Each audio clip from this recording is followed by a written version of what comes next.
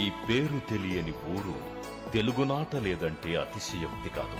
అంతగా మన జనజీవితాలతో పెనవేసుకుపోయిన అక్షర సైనికుడు ఆయన. భారతీయ పత్రికా రంగంలో అనితర సాధ్యమైన ప్రయోగాలు చేసిన శిఖర సమానుడు.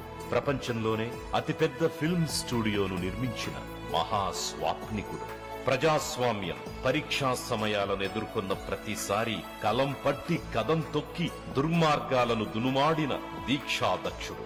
1936లో జన్మించి 2024లో తమ 88వ ఏట మహాప్రస్థానం చేసే వరకు పనిలోనే విశ్రాంతి పొందిన ఈ నిర్విరామ శ్రామికుడికి ప్రజా ప్రయోజనం తప్ప మరేది ముఖ్యం కాదని చెప్పవచ్చు. ఈ ఒక్క లక్షణమే ఆయనను నాడు నందమూరి తారక రామారావుకు, నేడు నారా చంద్రబాబు నాయుడుకు చేరువ చేసింది. ఆనాడు 1982లో నాటి చారిత్రక పరిస్థితుల దృష్ట్యా తెలుగువారి ఆత్మగౌరవ పరిరక్షణ కోసం ఎన్టీఆర్ పార్టీని స్థాపించినప్పుడు కొత్త రాజకీయ పతాకానికి రామోజీరావు స్వాగతం పలికారు. కృష్ణా, గోదావరి, తుంగభద్ర, పెన్నా నదులు పారుతున్న అన్నపూర్ణ ఒడిలో ఆకలి కేకలు వినిపించే దురవస్థ ఎందుకు అని ప్రశ్నించిన ఎన్టీఆర్ కు ఈనాడు పత్రిక వీరతిలకం దిద్దింది. తెలుగు భాష, సంస్కృతి, సంప్రదాయాలను పరిరక్షించాలన్న అన్నగారి ఆశయమే రామోజీరావును ఆయనకు ఆప్తుడిని చేసింది. స్థాపించిన 9 నెలలలోనే నవశకానికి నాంది పలుకుతూ తెలుగుదేశం సూపర్ హిట్ కావడానికి రామోజీరావు చేసిన కృషి అనన్య సామాన్యం. ఇది ఆయన ఏ స్వప్రయోజనం ఆశించి చెయ్యలేదు. ఏడాదికో మారు ముఖ్యమంత్రుల్ని మారుస్తూ, తెలుగు నేతల్ని కించపరుస్తూ, ప్రజా సమస్యల్ని గాలికొదిలేసిన నాటి చీకటి రాజకీయాన్ని నిగ్గదీసి నిప్పులతో కడిగేసి తెలుగునాట కొత్త సూర్యుడు ఉదయించేలా ఉద్యమించిన ధీరుడాయన. అపూర్వమైన వీరి కలయిక తెలుగు నేలపై కొత్త రాజకీయానికి విత్తనాలు వేసింది. తెలుగు ప్రజలు ఆర్థికంగా, సామాజికంగా ముందంజ వేయాలి, తెలుగు ఘనకీర్తి ప్రపంచమంతా మారుమోగాలి అని కలలు కనేవారు రామోజీరావు.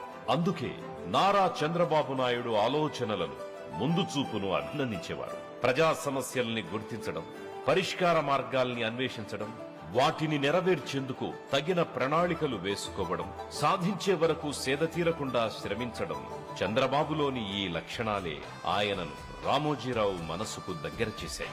ఆధునిక సాంకేతిక పరిజ్ఞానాన్ని ప్రజలకు అందుబాటులోకి తేవడం, ఇన్ఫర్మేషన్ టెక్నాలజీని యువతకు ఉపాధి మార్గంగా మలచడం, మౌలిక సదుపాయాల కల్పన ద్వారా పరిశ్రమల స్థాపనను ప్రోత్సహించడం వంటి అంశాలలో చంద్రబాబు విజన్ను, విధానాలను రామోజీరావు ప్రశంసించేవారు. ఎంత ఆత్మీయత ఉన్నా ఏ రోజు ఏకపక్షంగా ఒక పార్టీ కోసమో, ఒక ప్రయోజనం కోసమో పత్రికని అణుమాత్రం వినియోగించలేదు ఆయన.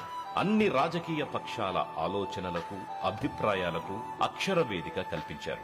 ఒకసారి 2004 నాటి రాజకీయ పరిస్థితుల్ని, ఈనాడు వివిధ పక్షాల వార్తలకిచ్చిన ప్రాముఖ్యాన్ని చూస్తే రామోజీరావు నిష్పక్షపాత నిక్కచ్చితనం ఎవరికైనా అర్థమవుతుంది. ఏ రోజైనా, ఏనాడైనా ప్రజలే ఆయనకి ప్రథమం. అందుకే చంద్రబాబు ప్రజల కోసం చేపట్టిన ప్రతి ప్రగతికారక విధానాన్ని, అభ్యుదయ మార్గాన్ని సమర్థించారు రామోజీరావు. ఆయన మన మధ్య లేకపోయినా ఆ కీర్తి, ఆ ఖ్యాతి తెలుగు జాతి ఉన్నంత వరకు అఖండంగా వెలుగుతూనే ఉంటాయి.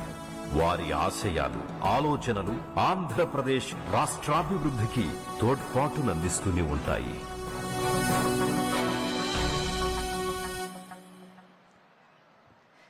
అందరికీ